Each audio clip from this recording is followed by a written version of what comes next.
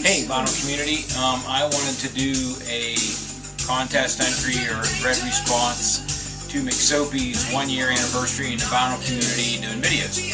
And his only requirement was that we suggest to him a record. Because I'm more of a heavy metal and a hard rock kind of guy, I didn't know if that would be too extreme for him. So I tried to go middle of the road, I thought, and I was really going to do something like from Rush.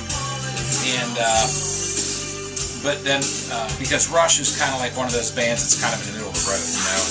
They're hard, they're heavy, they're prog, yet they're pop, but they're synthesized, but they're classic rock. I mean, they're all over the map. Jazz influenced at times, but my mind went to another album, and I thought I would suggest this. And it's the, I think it's the third solo album, or fourth solo album from Trevor Rabin. I don't know if you can see that or not. And it's what's playing in the background. And Trevor, probably a lot of you know, replaced Steve Howe in Yes when Steve Howe left, and Yes kind of disbanded. And a couple of the guys in Yes met Trevor Rabin, and they started a project called Cinema, which ended up being on the 90215 album. There's a song called Cinema on there. But anyway, as time went on, the project went back to being called Yes because they got the original singer back in. And actually, Trevor Rabin, if I'm not mistaken, was against calling it Yes.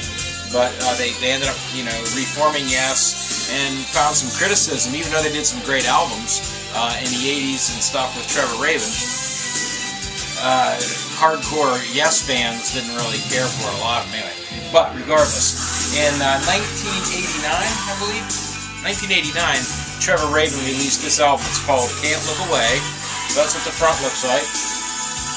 That's what the back looks like. It comes with a lyric sheet.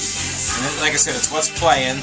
This album has, it's not what's on the screen, by the way. That's Steve Vai there.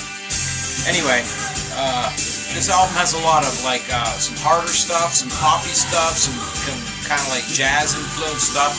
But Trevor's a great studio musician. He played on a lot of stuff. He's done some TV and music scores. So he's an all-around great, fabulous guitar player. But so McSoappy, I'm going to suggest Trevor Rabin's "Can't Look Away," and it's a pretty well-rounded album that I would suggest about anybody that likes a really good, high-quality sounding album with all different kinds of music on it. So that's my entry into your contest, and congratulations being on for 1 year.